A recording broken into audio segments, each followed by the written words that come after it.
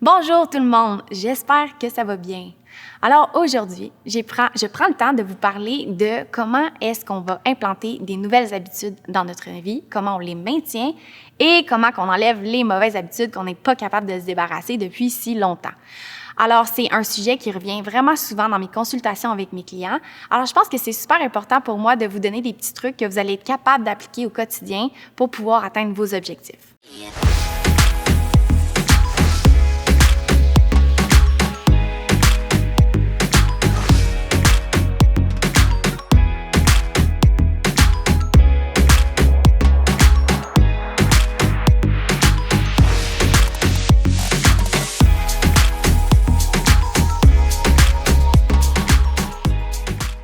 Étape numéro 1, la première chose, super important, c'est de prendre le temps de savoir c'est quoi la nouvelle habitude qu'on veut implanter. Est-ce que c'est de bien manger? Est-ce que c'est de courir? Est-ce que c'est de s'entraîner? Peu importe, il faut pouvoir savoir c'est quoi qu'on veut implanter. Deuxième chose, c'est super important aussi de pouvoir se visualiser en train de faire la dite nouvelle habitude. Donc, si c'est de courir, il faut que vous soyez capable de vous visualiser en train de courir, en train de bien manger ou en train de faire un nouvel entraînement. Donc ça, c'est super important aussi que ça soit de plus en plus accessible. Quand vous êtes capable de vous visualiser, c'est quelque chose qui est beaucoup plus accessible pour vous à ce niveau-là. Et la troisième chose, c'est de prendre conscience des bonnes habitudes qu'on a déjà, ainsi que les mauvaises habitudes qu'on a déjà.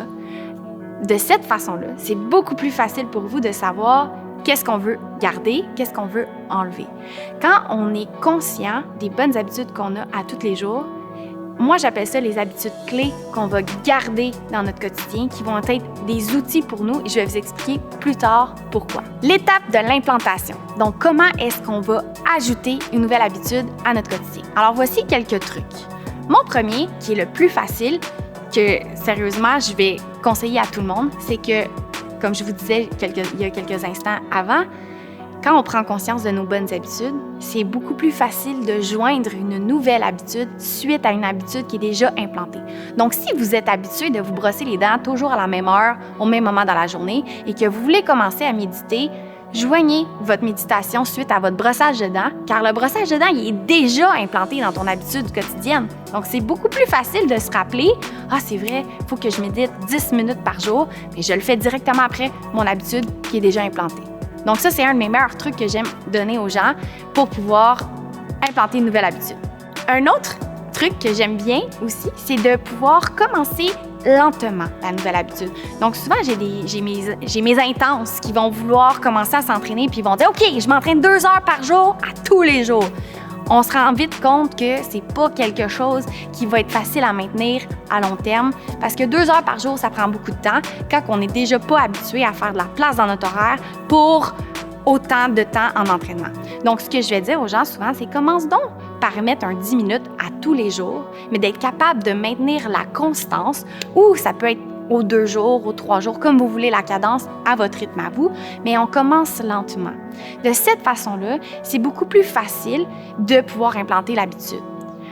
En plus de ça, c'est important de pouvoir associer ce qu'on va faire avec notre identité. C'est beaucoup plus facile d'implanter une nouvelle habitude quand on associe ce que l'on veut devenir à notre identité. Donc, si on veut courir, c'est beaucoup plus facile pour nous de dire « je suis un coureur ». Ça, c'est un principe que James Clear, dans son livre Atomic Habits, a mis de l'avant et je trouve que c'est vraiment quelque chose qui est beaucoup plus facile quand on est capable de se croire soi-même en se disant qu'on est un coureur plutôt qu'on veut devenir un coureur. C'est la nuance qui explique dans le livre, c'est que si tu deviens un coureur, ton objectif, c'est de faire un marathon. Puis après ton marathon, tu arrêtes, tandis que quand tu es un coureur, quand tu as terminé ton marathon, tu vas continuer à courir et tu vas retourner à courir la semaine d'après parce que c'est qui que tu es et non qui que tu veux devenir.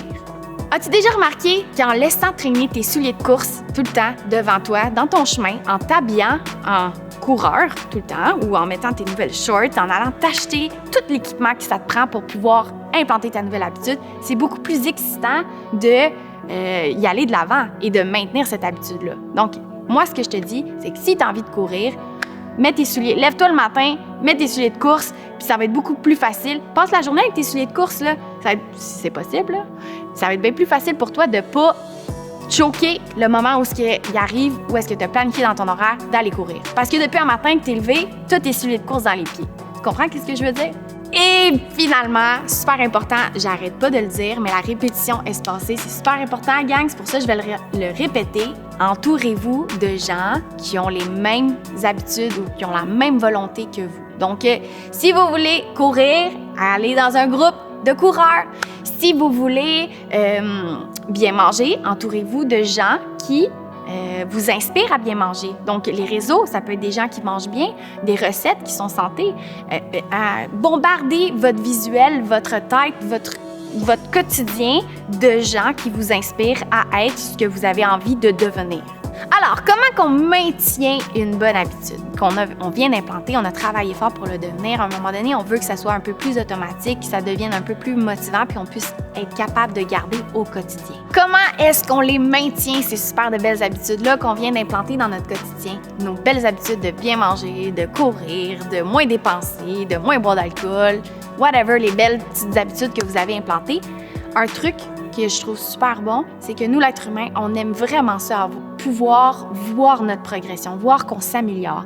On peut avoir un journal, un calendrier, où est-ce qu'on peut mettre des X, des cœurs, des petits bonhommes pour pouvoir s'encourager en regardant « Hey, on met le calendrier sur notre frigidaire, puis là, on fait « Ah, aujourd'hui, je suis allée courir 3 fois. Wow, réussite! » C'est valorisant pour nous de voir qu'on avance toujours vers des meilleures habitudes, qu'on voit vraiment que ça fonctionne, puis on est capable. Puis s'il nous manque notre foutu X sur notre calendrier, mais Colin, on va se lever, puis ça va être la petite de motivation des fois qui va manquer pour pouvoir se lever puis dire, regarde, il mouille, ben c'est pas grave, s'il mouille, je vais aller marcher dehors mouillé. Ça va être ça, au moins, je vais avoir bougé mon corps. Je vais l'avoir, mon foutu X, mon calendrier. Mais je me trouve drôle. Et aussi, pour pouvoir maintenir, c'est super important de pouvoir garder notre motivation. Donc, ce que j'aime beaucoup, tu sais, quand on parle souvent de la répétition, de se rappeler c'est quoi notre objectif, pourquoi on le fait, c'est quoi les bienfaits que notre nouvelle habitude va nous apporter dans notre vie.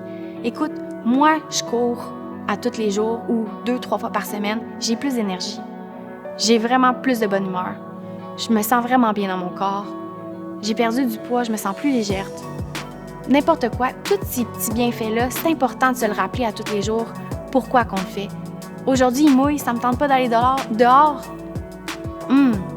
Je devrais peut-être aller courir parce que j'ai besoin d'être de bonne humeur. Je me rappelle qu'est-ce que ça me fait à mon corps, je me rappelle qu'est-ce que ça fait à ma tête d'y aller quand même.